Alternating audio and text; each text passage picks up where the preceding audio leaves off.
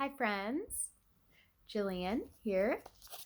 I'm gonna read you guys a funny, politically correct holiday story, uh, which I should have done by the fire last night on Christmas Eve, but now I'm cute, so now I'm doing it.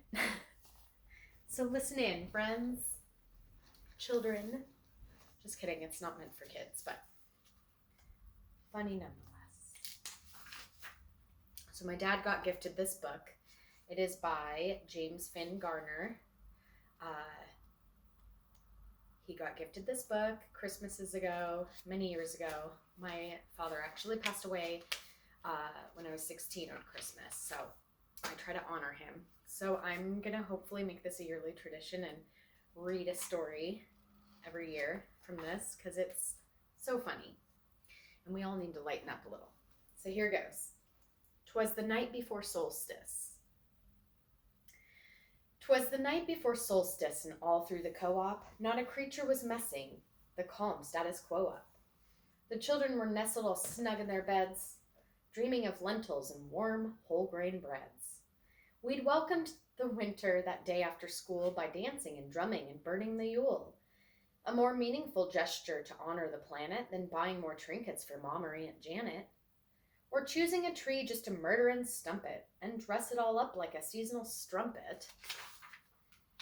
My life mate and I, having turned down the heat, slipped under the covers for a well-deserved sleep.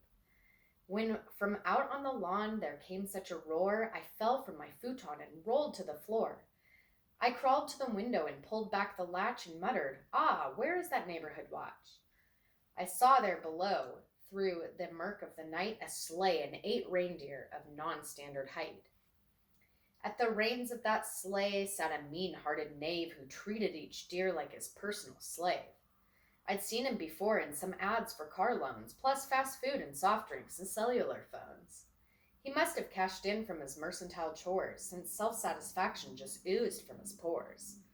He called each by name as if they were right to treat them like humans, entrenching his might. Now Donder, now Blitzen, and other such aliases, showing his true Eurocentrical biases. With a snap of his fingers, away they all flew like lumberjacks served up a plate of tofu.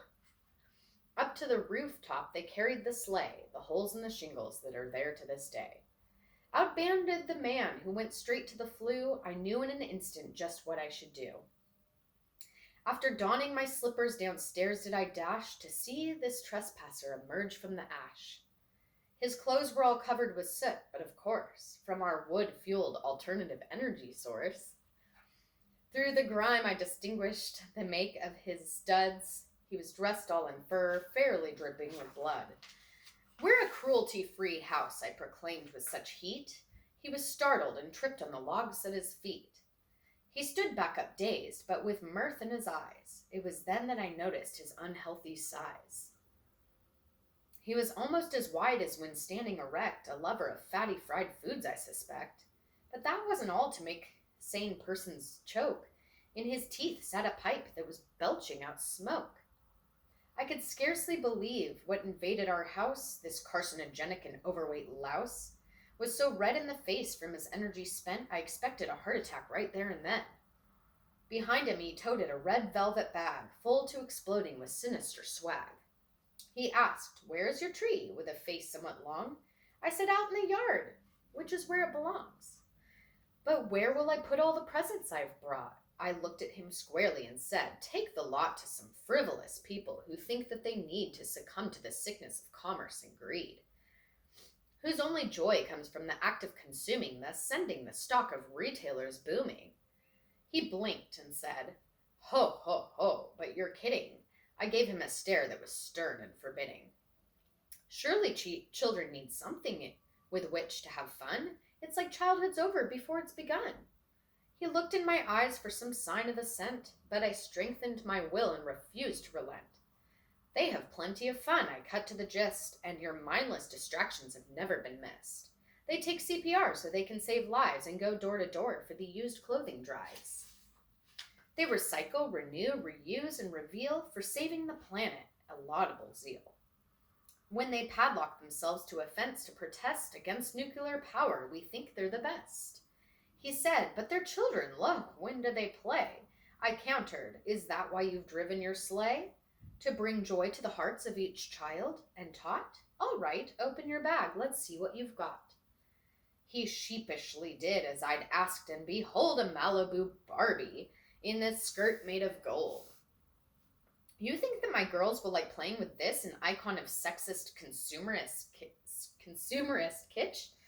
With its unnatural figure and airheaded grin, this trollop makes every girl yearn to be thin and take up fad diets and binging and purging instead of respecting her own body's urging, to welcome the shape that her body has found and rejoice to be lengthy, short, skinny, or round." Deep in this satchel, he searched for a toy, saying this is a hit with most little boys. And what did he put in my trembling hand but a gun from the Brain Blaster's power command? "It's a hit, to be sure," I sneered in his face, "and a plague to infect the whole human race. How about grenades or some working bazookas to turn all of our kids into half-wit palookas?" I seized on his bag just to see for myself the filth being spread by this odious elf. An easy-bake oven? Oh, goodness, what perfidy to hoodwink young girls into household captivity. Plus an archery playset with shafts that fly out of the very thing needed to put your eye out. And toy metal tractors, steam shovels, and cranes for tearing down woodlands and scarring the plains. Plus games like Monopoly, Payday, Tycoon, as if lessons in greed can't start up too soon. And even more weapons from Brain Blasters Co., like cannons and nunchucks and ray guns that glow. That's all I could find in his red velvet sack. Perverseness and mayhem to set us all back. But I did find one book that caused me to ponder some fine bedtime tales by a fellow named Garner. "We need none of this," I announced in a huff. "No business as usual holiday stuff. We sow in our offspring more virtue than this. Your toys offer some things they will never miss." The big man's expression was a trifle bereaved as he shouldered his pack and got ready to leave. I pity the kids who grow up around here who've never permitted to be of good cheer, who aren't allowed leisure for leisure's own sake, but must fret every minute. It makes my heart break.